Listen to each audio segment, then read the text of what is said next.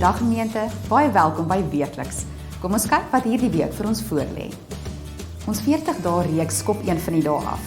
As jy dalk 'n vraag het oor die tema, hoe om die gespreksgis aan die hande te kry of hoe hierdie jaar se tafelgesprekke gaan werk, kyk gerus uit na die promosievideo wat in vandag se diens speel of loer gerus op ons webwerf en sosiale media.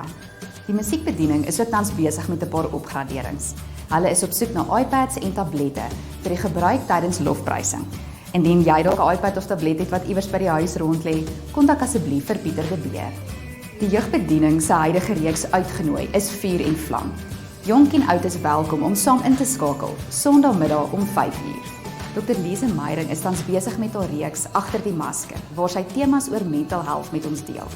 Kyk gerus uit vir die posts Woensdae op Instagram en Facebook.